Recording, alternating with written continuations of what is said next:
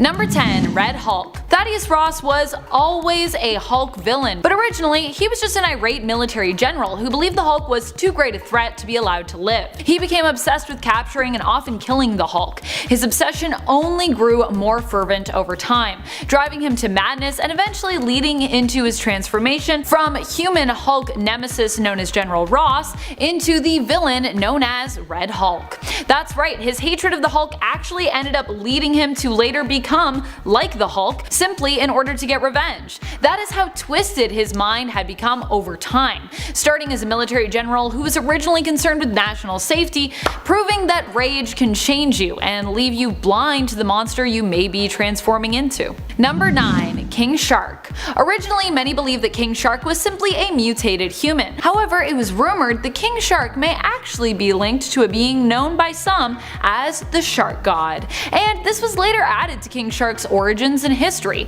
making him more than just a bizarre villain who happened to be part shark part man, as he now had mystical origins. His initial character design and appearance in the Superboy comic from the 90s has also changed radically in comparison to how he's often depicted as looking and dressing today, especially in the Harley Quinn animated series. Number 8. Norman Osborn. Norman Osborn has pretty much always been one of Spider-Man's greatest foes over the years, but while he's iconic and steadfast in many ways, he has also gone through a lot of changes just in regards to his own supervillain identities. He also briefly became a sort of bizarre anti-hero who was really still a villain in disguise when he fired the shot broadcast around the world, killing Skrull Queen Veronica, who was impersonating Jessica Drew's Spider-Woman. Killing the Queen of the Skrull Empire granted him hero status and put Norman in charge of his own hero agency, which he named Hammer, which replaced Fury's disbanded SHIELD. He then created and became the leader of his own superhero team composed of villains, known as the Dark Avengers.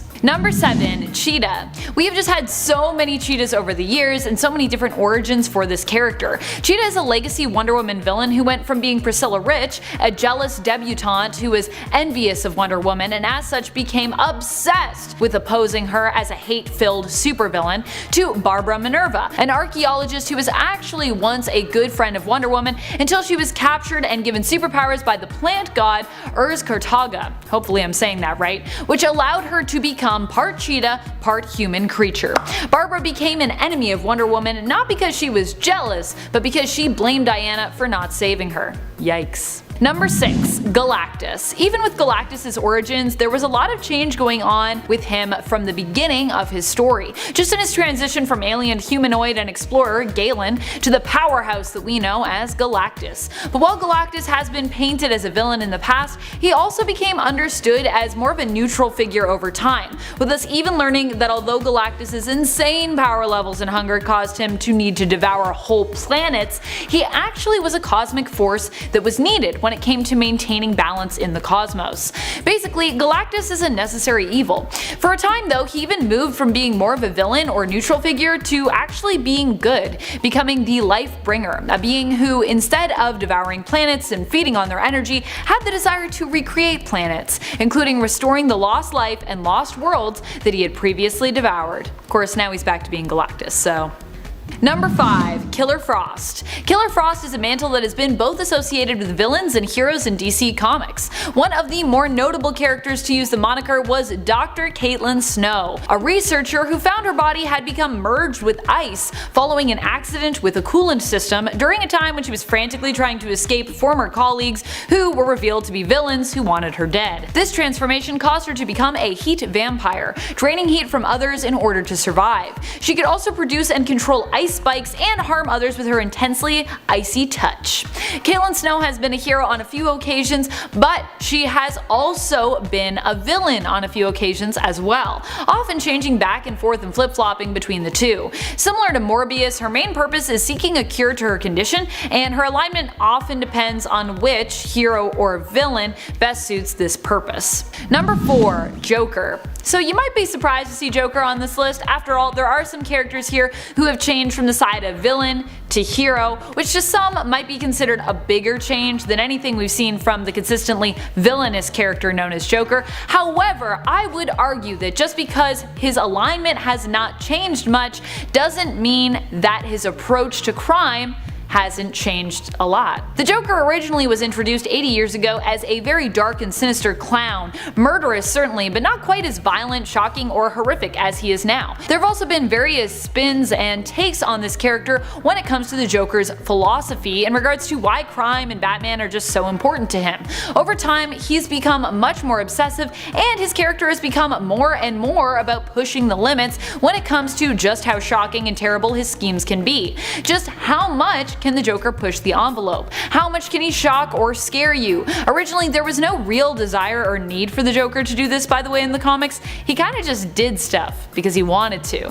He used to be more about the action, and now he seems to be more about the reaction. It's all about a rise he can get out of you. I bet if you never reacted to the Joker, he would actually get super bored of being a villain to you. Number 3. Emma Frost. So many of the mutants, it feels like, are having their evolutions highlighted in the newest mutant line, Dawn of X, and this in no way excludes everyone's favorite telepathic villain turned hero, Emma Frost. Emma's changes really came from her passion as a teacher. Simply put, Emma was never an explicit villain in the comics. It was never really that simple for her. She's always been a more complex character, but for the sake of this list, we're going to consider her early on actions and feuds with the X-Men enough to refer to her as an X-Men villain, at least in the beginning. What we saw with Emma, however, was that even when she was in conflict with the X-Men team, she always seemed to admire and respect them somewhat.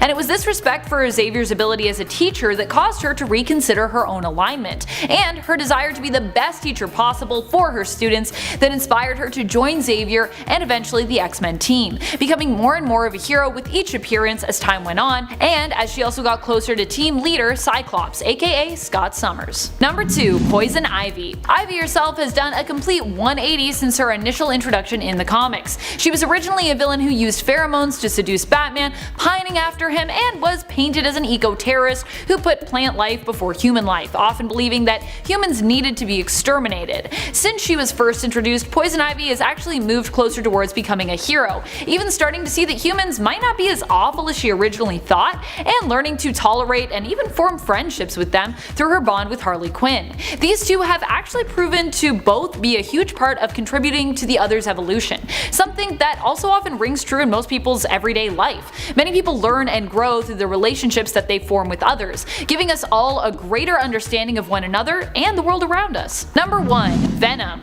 Venom and Eddie Brock are probably the characters who have both undergone the most change together since their first introduction in the comics. It has honestly been a joy to read their growth and transition from supervillain to reluctant anti-hero to full-on anti-hero and even sometimes full-on hero. The symbiote we often refer to as Venom itself has had many partners over the years that it is bonded with, but it's safe to say that for better or for worse, Eddie Brock is the one who has inspired the most change in the symbiote, and the same could be said for the symbiote's influence on its main host, Brock himself. Number 10. Mr. Sinister. While we might not have originally been aware of the changes Mr. Sinister went through to begin with, we would later on learn more about the villain, and in so doing, learn about all the great changes that Nathaniel Essex originally went through to become Mr. Sinister. Sinister was created following Essex's turning to the dark side, becoming BFFs and partners with Apocalypse, and allowing Apocalypse to help Mr. Sinister evolve into the best, most freaky looking version of himself. Since we've come to know Sinister, he's also died at the hands of Rogue, and would later return as a bunch of different fail-safe clone versions of himself, including the iconic genetic virus implanted clone Miss Sinister, which would later allow him to be reborn as a mutant officially. Number 9. Apocalypse. Apocalypse is a villain who's kind of all about change, as that's kind of his mutant ability. And Sabanur discovered that evolution was his ability, and it is this power that kept him so strong and feared throughout time. That, and he also allowed himself to be altered by celestial technology. But not just his power levels and appearance have evolved over time. Apocalypse has also recently turned over a new leaf, joining his mutant brothers and sisters on the mutant nation and island known as Krakoa. There he begrudgingly works alongside his former enemies, even if he does often consider them to be still weaker than him. Still, he has fully embraced the ideals of Krakoa, even changing his name. He no longer goes by Apocalypse, but by, well, however you say this in Krakoan. In fact, he actually created his own name in Krakoan, as these symbols don't adhere to what we know of the Krakoan alphabet this far. I'm really hoping that someone at Marvel will start up a crash course in how to speak Krakoan, because I know how to read it, but how to speak it remains a mystery. and I still don't know exactly what Apocalypse's Krakoan name is. Although I assume it's something similar, but in Krakoan? Number 8. KITE-MAN. KITE-MAN was originally known as a B-list or even a C-list villain. Chuck Brown's KITE-MAN was actually a character inspired by Charlie Brown, who also had an affinity for kites. His original origins was simply that he was a kite-obsessed kid who grew up to become a kite-obsessed supervillain, belonging to Batman's gallery of rogues. However, when his character was reintroduced as part of the New 52, he was given a more tragic backstory of losing his son to a poisoned kite string, caught up in the war between Joker and the Riddler due to being the creator of Joker's Jokermobile and getting involved with Batman. It's a really hard time for KITE-MAN there. The death of his son caused him to become a villain and later somewhat of a hero, who is known as KITE-MAN. We've also gotten a relatively more humorous version of the villain, with more of a throwback to and play on his original C-lister status in the Harley Quinn animated series. However, the depiction of KITE-MAN in the Harley Quinn series has actually also led us to seeing a resurgence of his popularity, or has just allowed him to become popular, because I'm not sure if KITE-MAN ever had that before. Were people fans of KITE-MAN before the Harley Quinn animated series? Put up your hand if you were there before in the comments. Number 7. Riddler. Over the years, from a visual standpoint, the Riddler has changed quite a bit. He's also been varying levels of sane throughout the years as well. Though he's always been somewhat criminally insane, as that's a huge part of what makes him so obsessed with the world of riddles. He also always has a brilliant mind, and it's often his obsession with riddles and giving his enemies at least the ability to solve and then thwart him that often gets him caught. Riddler has gone from jet black hair to ginger hair and has even been spotted with a question mark mohawk before.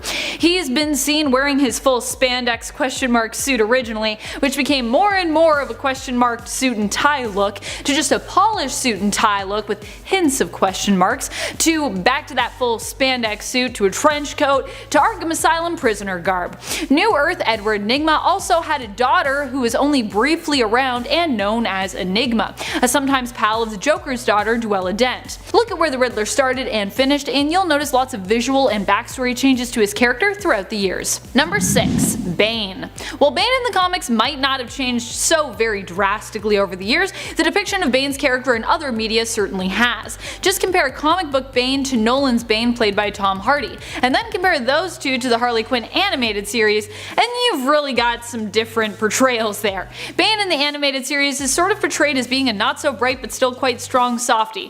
He is much less threatening than the other versions of Bane we have, and also much less of a genius, and he usually ends up as the butt of the other villains' jokes, and is often bullied by them, something that would likely never happen to comic book Bane or Tom Hardy Bane for that matter. If the Legion of Doom were the mean girls, he'd be their Karen. Number 5. Carnage. In terms of changes, Carnage has seen a massive level up when it comes to power since his origins, and heck, even when he first appeared on the scene, Cletus Cassidy and his symbiotic friend were still a force to be reckoned with, striking terror into the fear of many hearts. But since the story of Maximum Carnage, we've also seen the story of Absolute Carnage come in, and learned that if we had thought Carnage couldn't get any more scary, well, we were wrong. In Absolute Carnage, Cletus' corpse is resurrected and bonded to the Grendel symbiote to create a new version of Carnage, which would later snowball into an even more powerful form known as Dark Carnage. Number 4. Sentinels. As the years and alternate timelines have continued to progress and multiply, we have seen tons of evolution from one of the X-Men's most iconic enemies, the Sentinels, with new models coming out made to adapt with the challenges of the times and the foes they are facing. In X-Men Gold, we saw nanite technology used in the creation of Sentinels to make them even more deadly, allowing them to adapt as needed, altering their size and shape. In the X-Men film Days of Future Past, we saw the evolution of Sentinels using Mystique's DNA to allow these Sentinels to change shape, but not only that, the Sentinels of the alternate post-apocalyptic future we saw were also insanely durable and could transform their body into bioweapons. This was a reimagining of the Sentinel technology potential, where these robotic beings, created by Dr. Bolivar Trask, had now become the ultimate enemy to mutant kind. Number 3. Dr. Octopus. Dr. Octopus went through a fairly big change when he decided to abandon his dying, failing body and complete one last sinister plot to steal Peter Parker's body for himself. himself. He succeeded in swapping bodies with Peter, leaving Peter's consciousness stuck in his old failing body, while he took up residence inside Peter's younger and much stronger body. However, Peter Parker's mind would still manage to convince Otto Octavius to not just let the change be a physical one, but also a mental one, swaying him to take up the mantle of Spider-Man and even inspiring him to set out on a mission to be an even better hero than Peter Parker was in the role. He took up the mantle of Superior Spider-Man. Well, now he's kind of being returned to his more classic appearance via a reborn duplicate of consciousness. Otto's time as Superior Spider-Man gave us the most changed version of the character we've ever seen. Number 2. Loki. Loki has been on a roller coaster of change over the years. While the Marvel Cinematic Universe may have introduced us to a more classic Loki, evil adopted brother of Thor and Norse god of mischief, the reality is in the comics Loki has seen all kinds of crazy changes made to his form and character since he first appeared.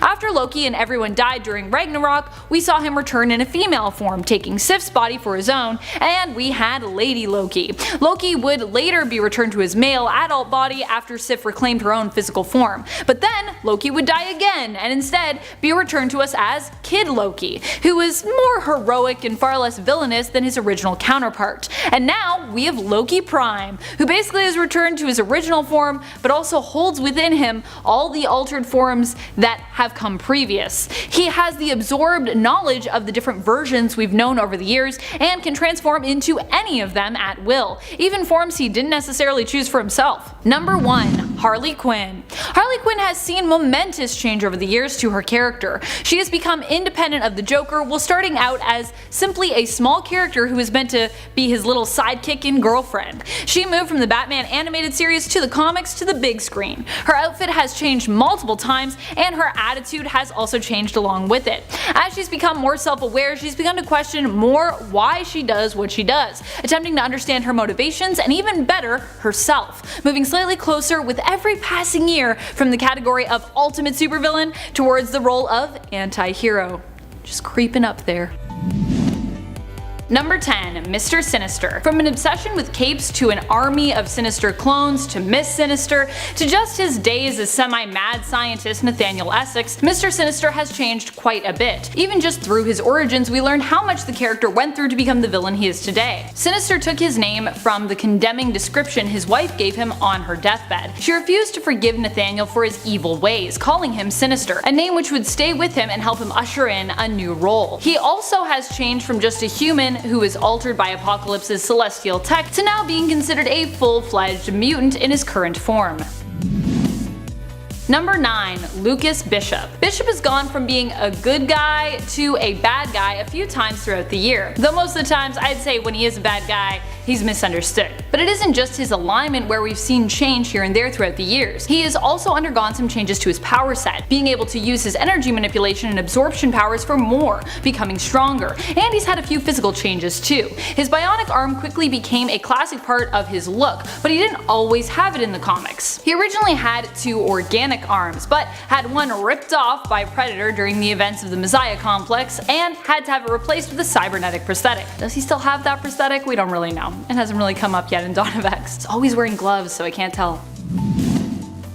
Number 8. Luke Cage. When Luke Cage was originally introduced, we knew him as Luke Cage, Hero for Hire. That very first, very stylized look that he had would later evolve into Power Man, and then eventually Luke Cage would just become Luke Cage again. Although Luke Cage wasn't even really his original name. His original name was Carl Lucas. Luke Cage was actually a criminal once upon a time, and it was during his imprisonment in Seagate Prison that he was exposed to experimental testing, which granted him his powers. Turning away from a life of crime for profit, he instead decided to use his powers to become a hero for profit. Since then, he has often been a full-fledged hero for heroic sake and has even led his own Avengers team, the Mighty Avengers.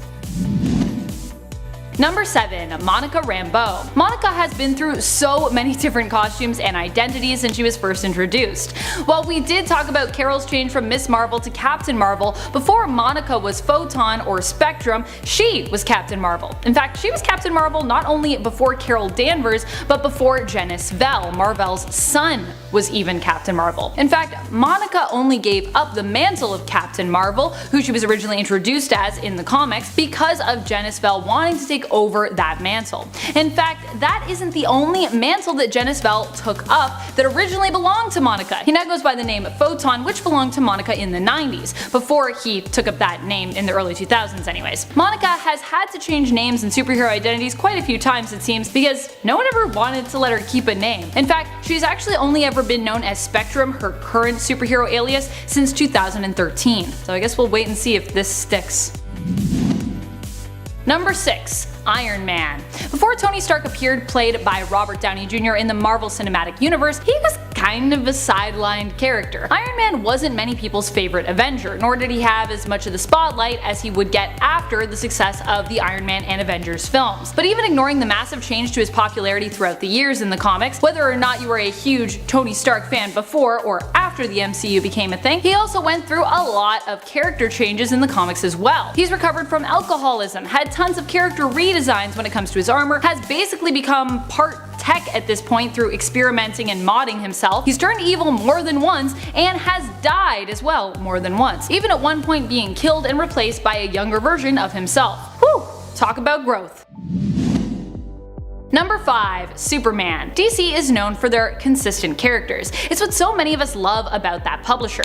Their characters are iconic and classic because they're so consistent when it comes to what they represent and stand for. As such, what Superman believes in and stands for hasn't drastically changed over the years, but the character has undergone some major changes since the initial version of his character was first introduced in Action Comics. His powers have been a lot more pared down. Originally, Superman's power set would change dramatically depending on what kind of powers the situation called for. He was basically a wizard. Oh, and speaking of being a wizard, he's also now gained a weakness to magic to keep his insane power levels in check as well, since he was created. He was also kinda not so nice originally in the comics, with him going to all kinds of lengths to manipulate people regardless of how it made them feel. To put it bluntly, well, he was kind of a jerk. Superman now is much more considerate and kind than he was originally. In fact, that's what we associate him more with, not with him, being a jerk. He also has gotten married to Lois Lane, and the two started a family together and had a son, John Kent.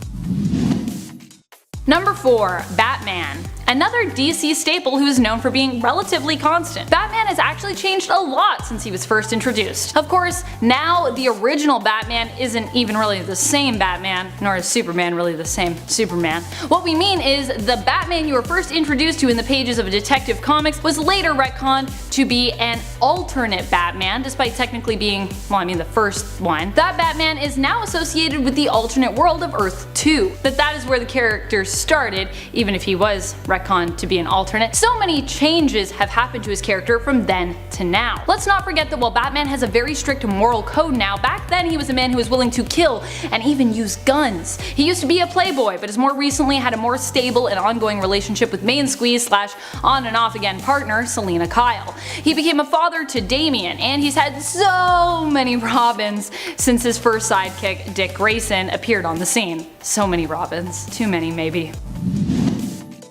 Number 3. Beast. Hank McCoy has gone through a lot of changes since he was first introduced, especially in terms of his character design. When people think of the codename Beast now, they likely can't picture anything but the big, bouncing blue beast that we have today. Originally, however, Beast was not known by this name because he was a big, blue, furry guy, but because of his giant stature, his giant hands, his giant feet. Hank was also brilliant, but he was also very adept athletically as well, and actually that was his mutation. He was just an abnormally strong, agile, big dude. However, after being exposed to a serum he'd created meant to suppress the mutant gene, Hank found his own mutant gene accelerated. The serum was also made using Mystique's genetic material, so that could be where the blue came from, if we're talking about logically, except that when he originally transformed, he had gray fur for a while, before it ended up to continue to mutate and actually became black. Blue only ever really came into it in terms of comic book history because artists and readers became confused due to the blue being used as a common highlight color for black at the time. And as the years have gone on, Beast has also become more and more cat-like in appearance with every passing year. So that's a weird change that I don't really know why that happened, I guess artist style. Number 2. Superboy Prime. Superboy Prime originally was a good guy, but oddly enough it was his confidence in the consistency of this fact that turned him crazy and evil, believing however that he is still the hero of the story, because where he comes from, he really is. In his reality, Earth Prime, not to be confused with the continuity of Prime Earth, superheroes only exist in comics, save for Superboy Prime, who is the only one. After his Earth was destroyed, he plotted to find a way to fix the continuity with Alexander Luthor of Earth 3, becoming a villain. When forced to face with the fact that he was no longer the hero of the story and had become a villain, he suffered a psychotic break, which also made him insane, and really more evil.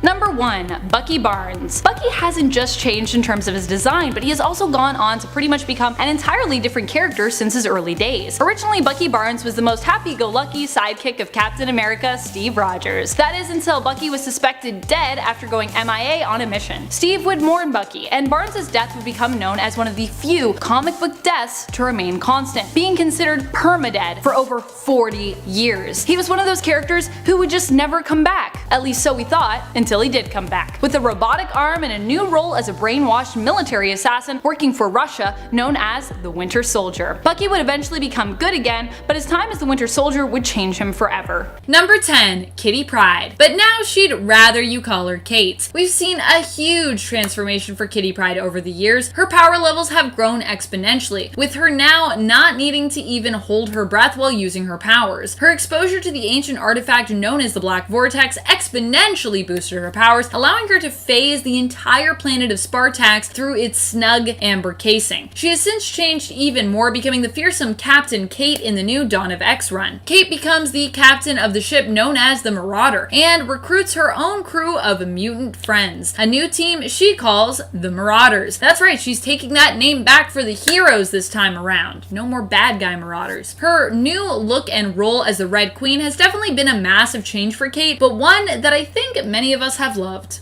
Number 9. Gwen Stacy. Gwen Stacy was one of Peter Parker's first ever girlfriends and definitely remains his first love. Even with his long-standing relationship with Mary Jane, he'll never forget Gwen. But Gwen died a long time ago in comic book history, and she hasn't really ever officially come back to stay. So how can she have changed if she's, kind of permanently dead? Well, what has really changed when it comes to Gwen is her overall character. Now, when you are talking about Gwen Stacy, the first comic book version of her that comes to mind, usually for most people, is Spider-Gwen of Earth 65 these days. This version of Gwen is a little bit more edgy and rebellious. Instead of Peter Parker becoming Spider-Man on Earth 65, it was Gwen who took up the mantle as Spider-Woman. She's a very different and honestly more interesting and successful version of the Earth 616 Gwen. And it's crazy to think that comic book fans usually think of Spider-Gwen before thinking of the original whenever her name is brought up. Just because Spider-Gwen's a little cooler, let's be honest. Number 8. Captain Marvel / Carol Danvers. No, we're not talking about the gender bending of this superhero persona from the Kree Marvel to becoming the now part Kree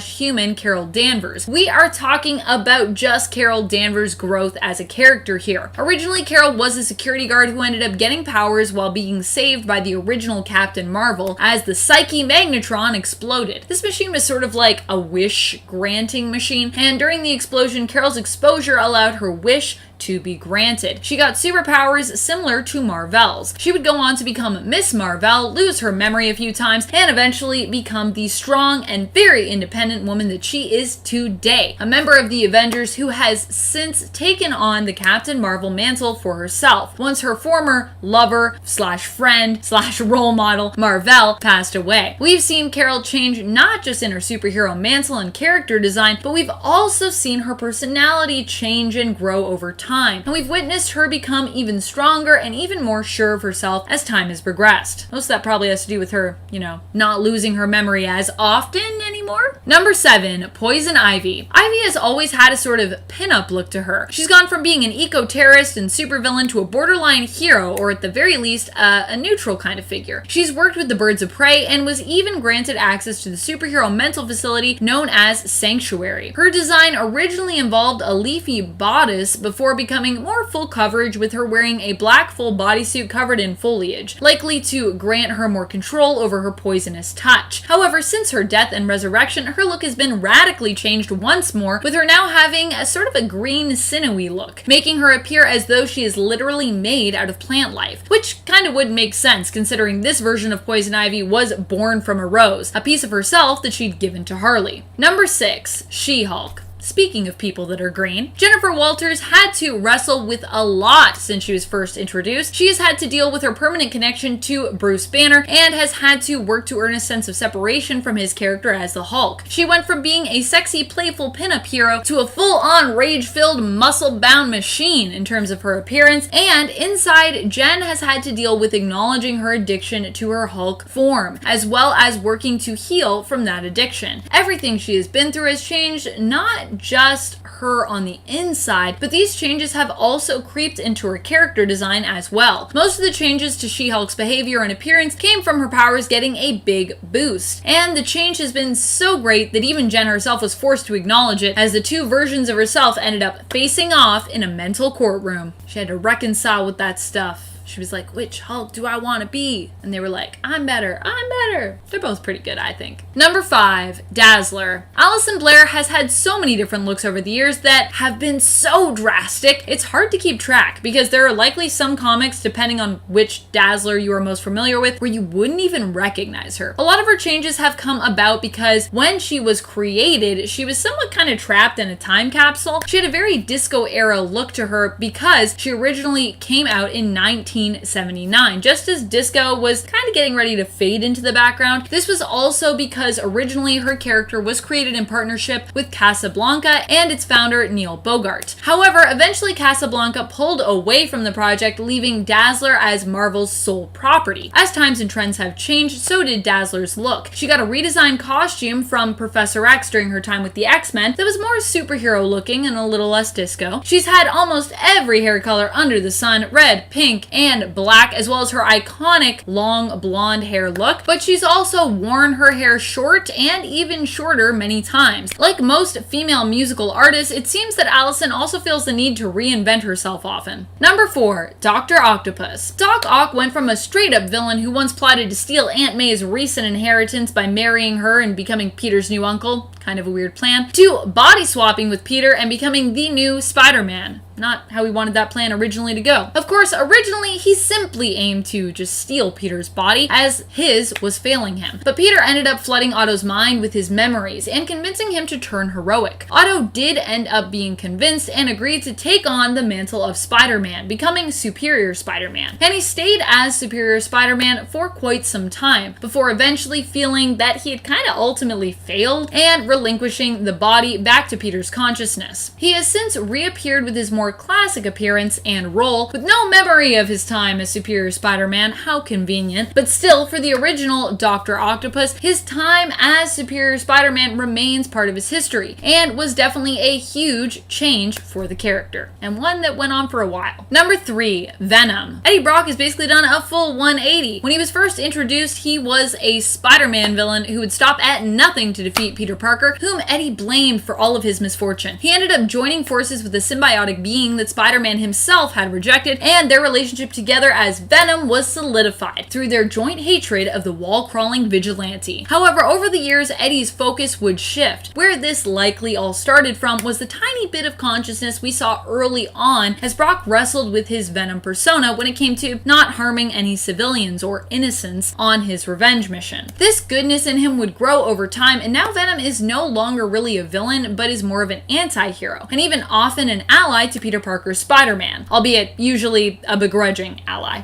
Number 2, Iceman. Remember when Bobby was first introduced and he was basically a snowman? When it comes to Iceman, one of the greatest changes we've seen from him is just how much his power levels have grown. There was a time when Emma Frost, while body swapping with him, was actually better at using his powers than even he was, inspiring Bobby to learn from Emma and work hard to learn in general how to better control and use his powers. His control has improved so much so that many consider him to be alpha or even omega level. The depiction of Bobby's sexual orientation has also changed. Originally, he was presented as being straight until 2015 in the comics, when Bobby realized he was gay, and in later years went on to fully accept this and even come out. While he's dated a lot of women over the years, he's currently in a relationship with Emma's brother, fellow mutant, and current White Bishop, Christian Frost. and I kind of love them together, I'm not gonna lie. Number 1, Harley Quinn. Harleen Quinzel has seen some pretty radical changes to her role in the comics and her character design. She was once the Joker's girlfriend and partner in crime, but after years of suffering and being mistreated by him and years of living in his shadow, Harley finally decided to break things off with the Joker. She went out on her own, even when he tried to track her down during her time with the Suicide Squad and convince her to return to him. The Joker told Harley that she would be nothing without him, and that he'd practically made her. He terrorized her, turned her hyenas, Bud and Lou Rabbit, and sicked them on her, forcing her to kill them. This did not inspire Harley to return to the Joker's side though, but instead strengthened her resolve. And it turns out he was wrong about Harley, as she has done pretty well for herself on her own, having all kinds of wacky, fun adventures and becoming a more neutral character than a straight up villain. Number 10. Spider-Man. We still have a few issues to wait for this, but it was announced at the end of 2020 that Peter Parker will also be getting a brand new look in 2021, designed by artist Dustin Weaver in tandem with the creative team on Amazing Spider-Man. As we won't be seeing this costume till issue 61, with it being featured on the covers of issue 62 and 63 of the current series, we don't know too much about it other than, well, what it looks like. The new look could be described as kind of futuristic and even a little bit reminiscent of Peter's dark white Future Foundation suit he had a while back. It'll be interesting to see if this costume is just as good at staying clean, or perhaps shifting into other looks or colors as that costume was. I hope it at least is good at staying clean. I feel like anytime you wear a bright white accented superhero suit in New York City, it's gonna be tricky unless you have Mr. Fantastic's unstable molecules. Black Mask. Black Mask hasn't changed as much as some of the others on this list, but he did receive a refresh to his look in Future State, and he got a bold new wardrobe in the Harley Quinn Birds of Prey film earlier last year. Gone are the days of pinstripe suits for Black Mask as 2021 comes around, and I gotta say, thank goodness. In Future State, we get a black, white, red, and gold palette for this new design, with a much more detailed and lavish mask featuring red glowing eyes and gold teeth. To me, this screams the horror that is Black Mask even more loudly than any of his previous looks. Whereas in BOP, Ewan McGregor delivered as Black Mask not just with a mesmerizing performance, but also with various loud and polished suits and looks, including a button-up shirt with a custom print design pattern featuring his own face. Seriously, the costuming for that movie was so good. Loved it so much. Alright friends, before we move on to this next point, if you want to help us out here at the channel, you can do so by giving this video a thumbs up. Seriously, it really does help, and thank you for anyone that's already done it. Number 8. HULKLING. HULKLING kept his color scheme, but also had some major changes to his role in the Marvelverse and his look in the past year. With Empire, we saw him take his rightful place as Emperor of the Alliance, uniting both the Kree and Skrull empires together. He also was forced to march on his own home, planet Earth, and had to consider the possibility that he might actually have to destroy it, as he faced the alien plant race known as the KITE, who were there and were using Earth to bolster their strength and their power. He also got a sweet cape and more regal looking variant of his suit, and the awesome and epic star sword known as Excelsior. Oh, and while we weren't looking, he and Wiccan also got married. Thank goodness we got to go to the wedding after them. I was like, where's my invite? Why didn't I get invited to this wedding? Number 7. Harley Quinn. Harley has always been a pretty big fan of changing up her look, so it shouldn't be much of a surprise that she would make our list for new changes to design this year. Harley is likely going to be seeing not just external changes, but is also going to be seeing some internal ones as well that will carry on towards her new series in 2021. In Future State Harley Quinn, we are not only served up an awesome new look for Harley, but we are also going to be exploring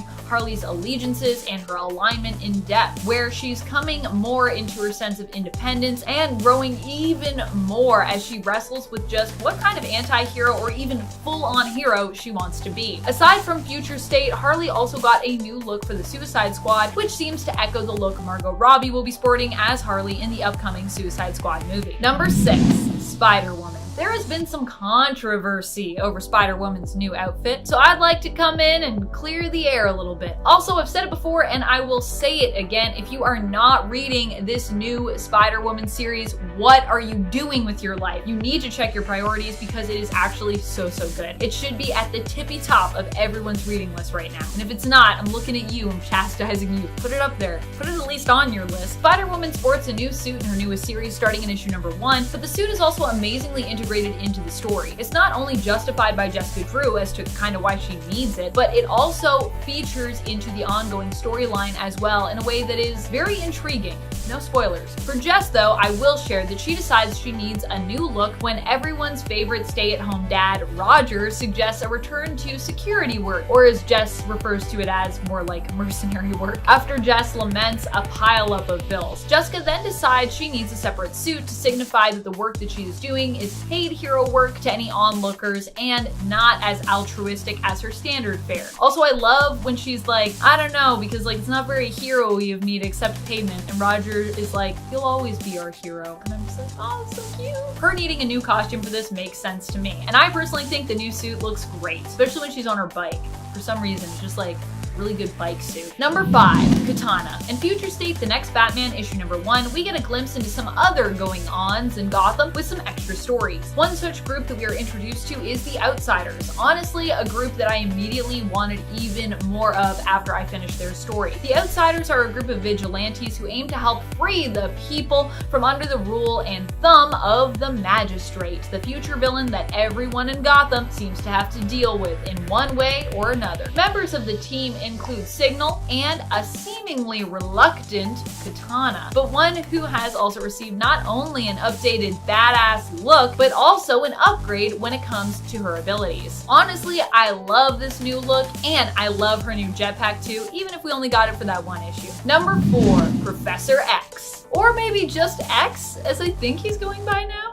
Is it X? Though it's hard to keep track of these new names, honestly, especially considering Apocalypse has one, but no one seems to use it, calling him every other name that he's gone at length to say, don't call me that, at any given opportunity. Professor X is now younger and more agile than we've ever seen him before. Well, maybe not as most agile. He's not able to like dodge bullets or anything. During Dawn of X, we also see that Charles also now has a completely new look and design, with him wearing a form-fitting all-black suit and keeping Cerebro on at all times. Makes him also look very mysterious. Number 3, Wonder Woman. With the Wonder Woman films being some of the more successful DC films out there in terms of box office numbers and just overall viewership, as obviously not a lot of us are going to the theaters right now, it seems DC is putting Wonder Woman at the forefront of their latest refresh. We've seen Wonder Woman go through quite a few changes over the last year, from wielding a chainsaw with her lasso of truth operating as its ripcord to her being elevated to god level by the end of the latest death metal event, when she took on the Batman Who Laughs herself. As Future State continues to develop, we'll not only see her character evolve into a new role in the DC universe, but we've also seen the massively successful introduction to new popular Brazilian Wonder Woman, Yara Flor. Everything seems to be coming up Wonder Woman right now in the best way possible. Number 2, Donald Blake. Donald Blake doesn't just have a whole new look, he also has a whole new agenda as he returns not as Thor's ally, but as his enemy. He's hell-bent on a mission to take down not just Thor, but all of Asgard and the Asgardian gods besides. He sports a new, darker and crazed look while also brandishing his signature wood stick, but also armed with a scalpel, which is terrifying. He looks like a wizard gone mad, which is fair considering, well, all of that Donald has been through up to this point. Everyone beware, because evil Donald Blake has arrived. He is looking for some payback. Number 1, Poison Ivy. Ivy has had quite a wild ride the last few years when it comes to changes in looks and even her alignment. In 2019, we got a brand new look from her after she was brought back to life by Wally West, resurrected from a flower she'd given Harley in Heroes in Crisis. After that, Ivy went through a lot more changes until we got a completely new outfit and redesign for her in 2020, where she dubbed herself Queen Ivy and threatened all of Gotham with vines, or perhaps more accurately roots, below its surface in Joker Warzone. We are still waiting to see how this plays out, but while I love that Ivy has taken the title of queen, I'm hoping this plot ends up being more fearsome than the plant that is actually known as Queen Ivy, which looks like a houseplant that you might find your granny tending. Not to say grannies can't be fearsome. I mean, hey, look at Granny Goodness. But I love that she's supposed to be like Devil's Ivy, and then they were like, Queen Ivy.